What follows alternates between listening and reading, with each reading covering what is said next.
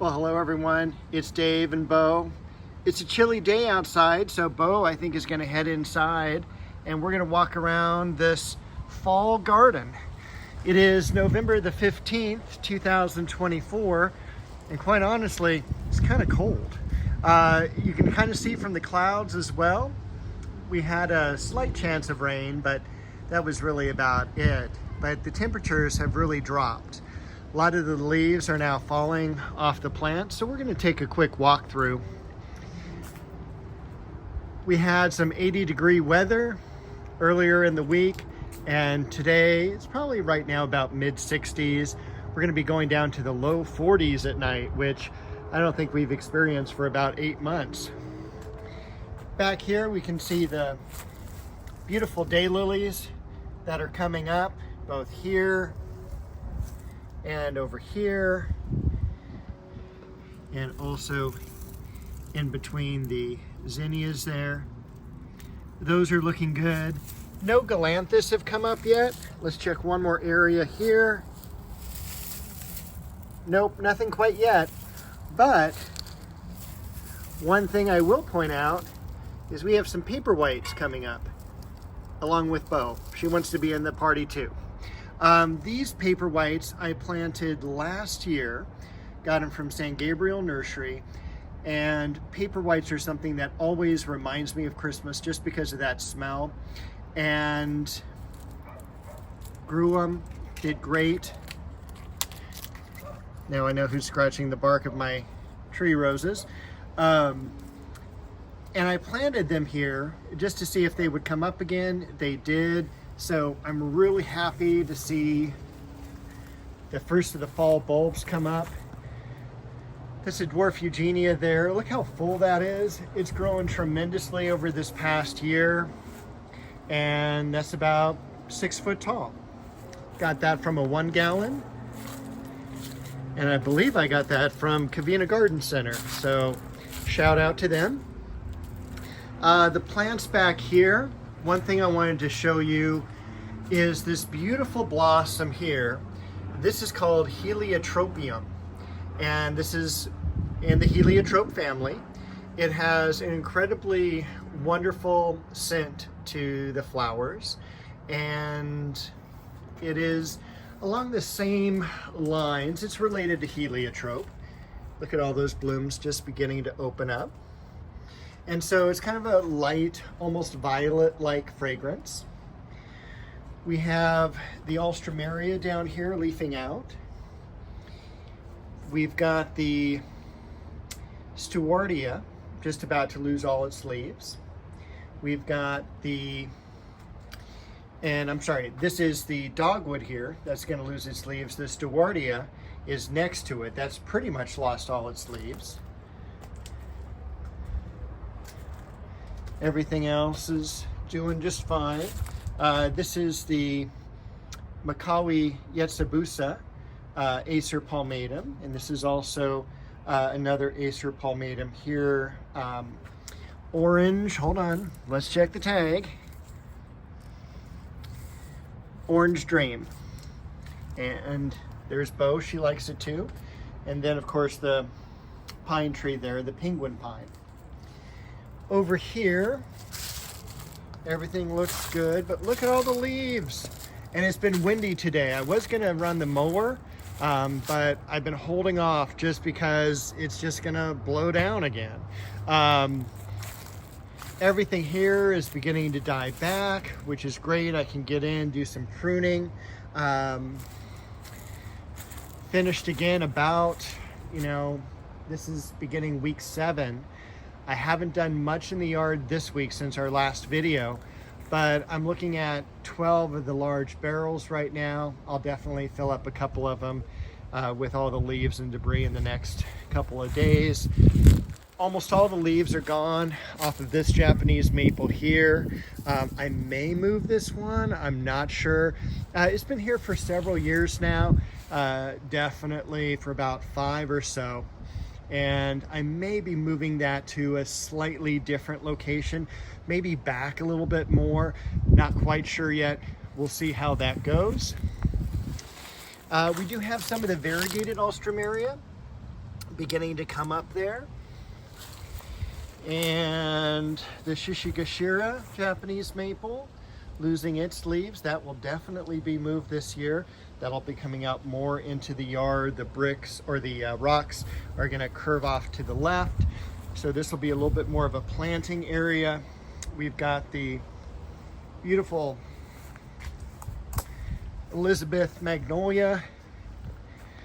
We've got the Bloodgood maple here. Another Bloodgood over here. The yellowness now taking hold of the Chinese fringe tree. We'll take another quick look at the beautiful fungal growth off of that stump of the liquid amber. Let's cruise around over here. We saw that the dogwood was pretty much deciduous now, so that'll be just lightly cut back, probably in the next week or so. We've got the lettuce that I planted here looking pretty good. That is not lettuce, that is ajuga, and that is a cat. We have Cousin It planted now. That's doing terrific. Look at the blooms on the Westringia. That is doing outstanding. And also the Hemananthus or blood lily doing good as well. A little light in color. I'm going to give it some fertilizer in the next couple days. I did prune back the bearded iris that are here and also took a lot of the debris off of the wall. Still working my way down, trying to get a pathway down there. We do have a Centranthus bloom. There we go. And then let's go into the rose garden real quick.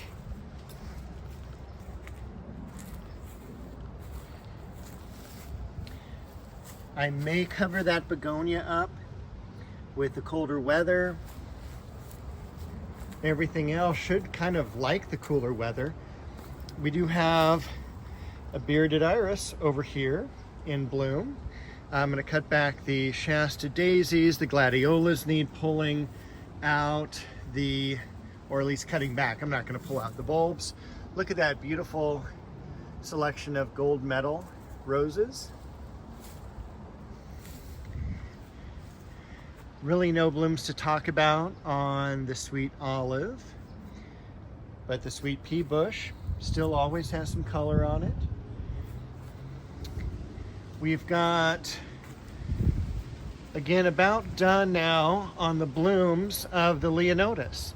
So I will be pruning that back as well, and that is definitely going to take up a large amount of space in the barrel, even all chopped up. We've got a beautiful Lynn Anderson rose there. Most of the leaves now are gone on the cherry. We've got the apricot turning yellow as well. So really kind of a fun time of year. We've got the white flowering Kufea. We've got one last bloom on the Sambac jasmine. And why don't we take a look out in the front yard. All right, in the front yard, I've got this gigantic Cape honeysuckle. It's about 12 foot tall. It's cut back from about 25 foot tall. That took months and months and months. That needs to be pruned again. Our roses will be pruned in the next 2 weeks. You can also see that the sedum over here, I did some cuttings and put them in the back, and they took. So I'm really excited to have them kind of as a backdrop to the roses once they go dormant. Those were coming out from my neighbor's yard back when I had different neighbors, and you can kind of see some of the original patch here But those neighbors meant a lot to me growing up. You know, they were kind of like adoptive grandparents. The iceberg roses all the way down the road here are about done. So again, a couple weeks more, we'll go ahead and prune those back. Let's take a look over here at the front of the place. We've got the stock Angelonia and Snapdragons looking beautiful. We've got all these bulbs coming up. If you remember last year, this is the Tristis gladiolus, and they're a yellow single gladiola like flower.